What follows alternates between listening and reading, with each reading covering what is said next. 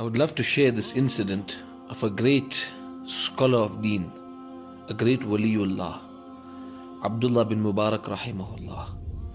And it's opportune because he was a man of ibadah, of knowledge, and he was a man who strove in Allah's way, and he was a businessman and a philanthropist. He would every year go for Hajj. He would save his wealth, put it aside, and from his town Maru, he would leave for Hajj. And there would be different people wanting to accompany him every year. So what he would do, he would allow them and would say to them, bring your finances, and he would put it all in a box and lock it safely, marking whose finances it was.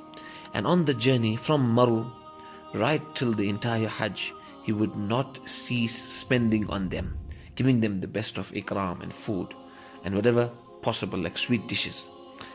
And even when they were in the Hajj as well, he would make ikram, feed them, assist them in fulfilling the duties of Hajj, teach them along in Makkah Mukarramah and in Medina Munawwara. And before returning as well, he would give them as though it was from the kitty, telling them that you should purchase some gifts for your family members and so forth. And when they would return to Maru, he would make the ikram and gather them after a few days. And then he would take out that box, returning all their kitty to them with their names written on it. So he would make ikram of the Haji, because the hadith of Rasulullahﷺ, as reported by Al-Imam Ibn Majah in his Sunan, Allah's Habib ﷺ said, Al-Hajju wafdullah, those on Hajj and on Umrah and those striving in Allah's way are the delegates of Allah. They are Allah's delegation. Wafdullah, they are Allah's delegation. When they make dua, Allah responds to their dua on behalf of everyone. And when they seek Allah's forgiveness, Allah accepts their forgiveness and everyone's forgiveness through their intercession. So he would make ikram of the Haji. But one year, a very strange thing happened. He left from his area. This is reported by Ibn Kathir rahimahullah in his Bidayah and Qadi Iyad rahimahullah. He left from his area, and as he passed this one area called Kufa, he saw this young girl plucking the feathers off a dead duck. So since it's impermissible to consume dead meat, he asked her that was it sacrificed? She replied, no. Then why are you plucking it? He asked. She replied, my family have nothing else to eat, and this has become permissible for us. So I'm going to be taking it home and we have to eat it. And in this worry, he felt bad for her. Another report, as mentioned by Ibn Kathir rahimahullah, says that he asked her for more information. She said that my father was a man well-to-do, and he was killed and his wealth was usurped. He felt so bad. He asked her address, and he hired someone to take him there. And when he found the house, he released his riding animal, and whatever goods he had carried and wealth he had for that journey, he gave it to this family. He just kept that little amount that would suffice him to go back home. And he said that this is better for us than the Hajj this year, meaning the Nafil Hajj this year. And when he went home, sometime later, when his companions returned from Hajj, they came to congratulate him on fulfilling his Hajj too. He said, but brothers, I wasn't there. One of them said, Subhanallah, didn't I leave my possessions with you whilst we were at Mina on our way to Arafah? Another one also said something similar, that you bought some things from me here and there. So he's trying to explain to them that I wasn't there, but they were not accepting that from him. Later that night when he went to rest, he had a dream wherein a voice called out to him, rejoice, O Abdullah, Allah has accepted your act of charity, and Allah sent an angel in your form to carry out Hajj on your behalf. So this is what it is, with heart and soul. Allah Ta'ala knows best that we cannot go this year, but the believer's desire and his yearning desire is to go for Hajj. But respected elders and beloved brothers, we have to serve Allah Ta'ala as well and help others. That's also a very, very meritorious deed. Like Allah's Nabi Sallallahu Alaihi Wasallam was asked, O Nabi of Allah, when you said that Hajj, which is Mabrur, an accepted Hajj, Allah rewards one with Jannah for that. One is guaranteed Jannah. How will we get this Mabrur Hajj, this accepted Hajj, which is guaranteed acceptance? In the report of Musnad Ahmad, Allah's Nabi ﷺ said, you want an accepted Hajj? Do you want an accepted Hajj? It'amut ta'am, walinul kalam, wa ifsha'us salam. Feed people food, make their ikram.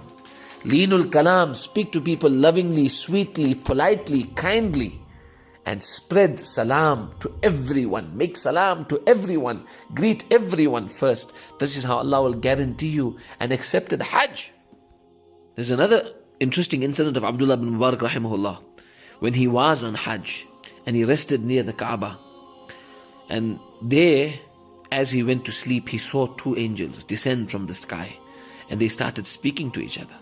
One of the angels asked, do you know how many people have come for Hajj this year? The other angel replied, 600,000 have come for Hajj. Hazrat Abdullah bin Mubarak rahimahullah had also gone for Hajj that year. So the first angel asked, how many people's Hajj has been accepted? The second replied, I wonder if anyone's Hajj has been accepted at all.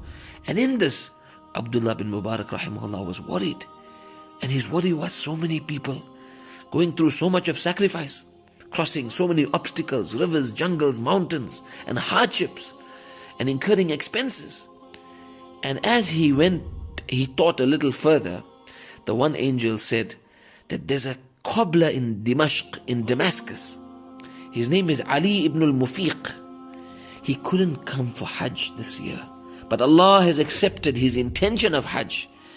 And not only will he be rewarded for Hajj, but because of him, all the Hujjaj will be rewarded as well. And this shocked Abdullah bin Mubarak rahimahullah. And after he completed his Hajj, he decided to go to Dimashq, to Damascus, and meet this cobbler, whose Hajj intentions carried such weight. On reaching Dimashq, Abdullah bin Mubarak rahimahullah inquired if anyone knew a cobbler named Ali ibn al-Mufiq. The town people directed him to a house. When a man appeared from this house, Abdullah bin Mubarak rahimahullah greeted him and asked him his name. He replied, Ali ibn al-Mufiq. Hazrat Abdullah rahmatullah alayhi asked him, what do you do for a living, brother? He replied, I'm a cobbler. Then Ali asked the stranger's name and so forth. So Abdullah bin Mubarak rahimahullah was a well-known scholar. When he responded and introduced himself, the cobbler was anxious to find out why such a well-known pious man came seeking him out. When Abdullah bin Mubarak rahimahullah asked Ali to tell him if he had any plans for Hajj and so forth, Ali rahimahullah replied that for 30 years I've lived in the hope of performing Hajj. This year I saved enough to go for Hajj, but Allah Ta'ala did not will it, so I couldn't make my intentions translate into action. Then Abdullah rahimahullah was eager to find out, how could this man's Hajj be accepted and blessed for all the people who went for Hajj, and when he didn't make it there in the first place? So while talking to the cobbler, he tried to actually gain more information. In that he didn't say much, but Abdullah then asked him that, why couldn't you go for Hajj this year? So this man, trying not to disclose the reason, said again that it was Allah's will. When Abdullah bin Mubarak rahimahullah insisted that please you must give me the actual reason, Ali then revealed, out of respect for Hazrat Abdullah bin Mubarak rahimahullah, that once I went to see my neighbor's house. His family was just sitting down for meals. Although I was not hungry, I thought my neighbor would invite me to sit down for meals out of courtesy. But I could see that my neighbor was under pressure and he was grieved about something and he wanted to avoid inviting me for dinner. So after some hesitation, the neighbor then told me, I'm sorry I cannot invite you for meals. We were without food for 3 days and I could not bear to see the pain and the pangs of hunger in my children. I went out looking for food today and I found a dead donkey. In my desperation, I cut out some meat from the dead animal and I brought it home so that my wife could cook this meal. So it's halal for us because of our extreme condition of hunger, but I cannot offer it to you, O my beloved neighbor. Ali rahimahullah continued, on hearing this, my heart bled with tears. I got up and went home, collected the 3,000 dinars I saved for Hajj, And this took me 30 years to save.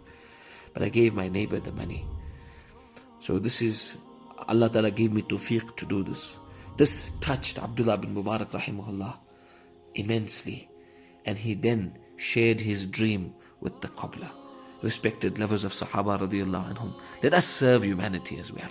Let us uplift people's lives. Let us serve Allah Ta'ala's deen. Let us make khidmah for humanity. Let's win the du'as of others. Let us spread the deen of Allah Ta'ala.